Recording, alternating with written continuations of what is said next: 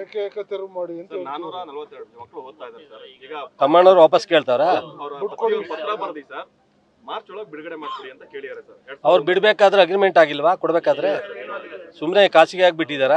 ಅಲ್ಲಿರುವಂತದ್ದು ಸರ್ಕಾರಿ ಶಾಲೆ ಕಟ್ಟಡ ಇವು ಕೊಟ್ಟಿರುವಂತದ್ದು ಸರ್. ಸರಿ, ಮೊದಲು ಅವರು ಕೊಟ್ಟಿದ್ದ ತಪ್ಪು, ಅವ್ರು ಏನು ಕೇಳಿಲ್ಲ.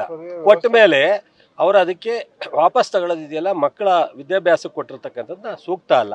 ಅವರು ಹಿರಿಯ ಶಾಸಕರು, ಇಲ್ಲಿ ಶಾಸಕರಾಗಿ 4 ಬಾರಿ ಕೆಲಸ ಮಾಡಿದ್ದಾರೆ, ಮಂತ್ರಿ ಆಗಿದ್ದಾರೆ.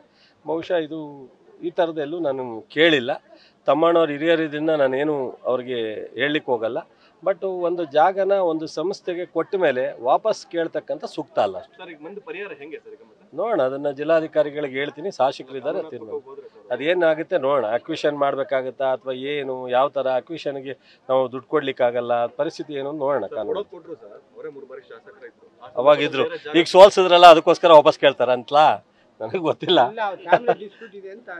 ಗೊತ್ತಿಲ್ಲ, ಏನೇ ಡಿಸ್ಪ್ಯೂಟ್ ಇರಲಿ ಯಜಮಾನ್ರು ಅವರೇ ಅಲ್ಲ, ಸ್ವಂತ ವಿಚಾರ ಅವರೇ ಯಜಮಾನ್ರಲ್ವೇ. ಮಕ್ಕಳ ವಿದ್ಯಾಭ್ಯಾಸಕ್ಕೆ ತೊಂದರೆ ಕೊಡಬಾರ್ದಲ್ವಾ? ಈಗ ತಮ್ಮಣ್ಣವರ ಮಕ್ಕಳು ಯಾರೇ ಡಿಸ್ಪ್ಯೂಟ್ ಇದ್ರು ತಮ್ಮಣ್ಣವರೇ ಯಜಮಾನ್ರಲ್ವೇ.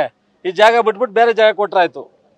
ಸರ್, ಈಗ PSSಗೆ ಪ್ರಾರಂಭ ಆಗ್ತಾ ಇದೆ, ಆದ್ರೆ ಅವರು ಕೋರ್ಟ್ ಆರ್ಡರ್ ಪಾಲನೆ ಮಾಡಿದೆ. ಇನ್ನು ಕೂಡ ಏನು ಕಾರ್ಮಿಕ ಅದೇ DC ಅವರಿಗೆ ಜವಾಬ್ದಾರಿ ಕೊಟ್ಟಿದ್ದೀನಿ. ಶಾಸಕರು DC ಅವರು ಇಬ್ಬರು ಶಾಸಕರು ಬರ್ತಾರೆ, ಶ್ರೀರಂಗಪಟ್ಟಣ ಮತ್ತು ಪಾಂಡವಪುರ. ಅವರಿಬ್ರು DC ಅವರು ಕೂತ್ಕೊಂಡು ತೀರ್ಮಾನ ಮಾಡ್ತಾರೆ. ಇಲ್ಲ, ಅದ್ಯಾವುದು ನನಗೆ ಗೊತ್ತಿಲ್ಲಪ್ಪ, ನನಗೆ ಅದು ಗಮನಕ್ಕೆ ಬಂದಿಲ್ಲ. ಅದೇನಿದ್ರು ಅಧ್ಯಕ್ಷರು ಸಿದ್ದರಾಮಯ್ಯನವರು ಅವ್ರ ಲೆವೆಲಲ್ಲಿ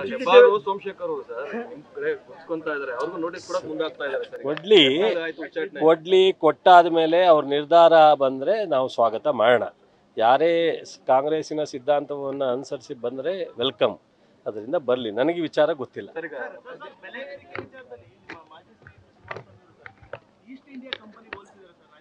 ಹಿಂದೆ ಮೋದಿಯವ್ರನ್ನು ಬೈತಿದ್ರಲ್ಲ ಅವರು, ಡೀಸೆಲ್ ಜಾಸ್ತಿ ಆದಾಗ ಅದನ್ನೊಂದು ಸ್ವಲ್ಪ ಹಾಕಿ ಜ್ಞಾಪಕ ಮಾಡಿ ಅದನ್ನೊಂದು ಸ್ವಲ್ಪ ಅವ್ರ ಮೊಬೈಲಿಗೆ ಕಳಿಸಿ. ಅವ್ರ ಮೊಬೈಲ್ ಇಟ್ಕೊಂಡಿದ್ದಾರೆ ಇಲ್ಲ ಗೊತ್ತಿಲ್ಲ, ಅವ್ರು ಯಾರೋ PAಗಳಿದಾರಲ್ಲ ಅವ್ರಿಗೆ ಕಳಿಸಿ.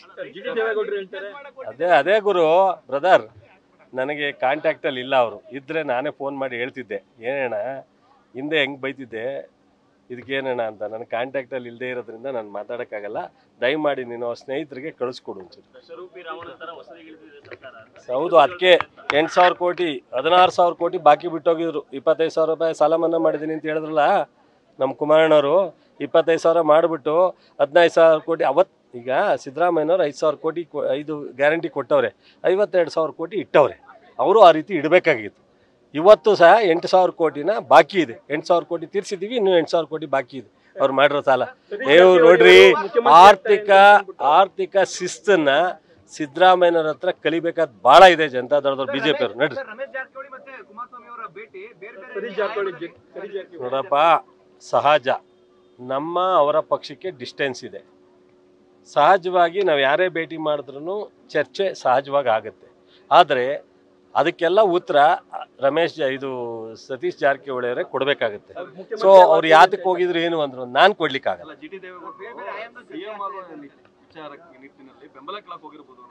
GT ದೇವೇಗೌಡರದ್ದು ಹೇಳಿಕೆ ಬೇರೆ, ನಾನು ಅದನ್ನ ಹೇಳಕ್ಕಾಗಲ್ಲ. ಆದರೆ ಅವ್ರು ಬಂದ ಮೇಲೆ ಸತೀಶ್ ಜಾರಕಿಹೊಳಿ ಅವ್ರನ್ನ ಮಾಧ್ಯಮದವ್ರು ಕೇಳಿದ್ರೆ ಅವರು ಅದಕ್ಕೇನು ಅಂತ ಕ್ಲಾರಿಫೈ. ಈಗ ಅದೆಲ್ಲ ಲೀಗಲ್ ಪ್ರೊಸೆಸ್ಸು. ಮುಖ್ಯಮಂತ್ರಿಯವರು ಗೃಹ ಮಂತ್ರಿಯವರು ಅದನ್ನ ನೋಡ್ತಾರೆ. ಏನಿಲ್ಲ, ಹೌಸಲ್ಲಿ ಹೇಳಿದ್ದಾರೆ, ಕ್ಲಿಯರ್ ಕಟ್ ಆಗಿ ತನಿಖೆ ಆಗುತ್ತೆ. Thank you sir. News first, ನಿರ್ಭೀತಿಯಿಂದ ನಿಮ್ಮ ಪರವಾಗಿ.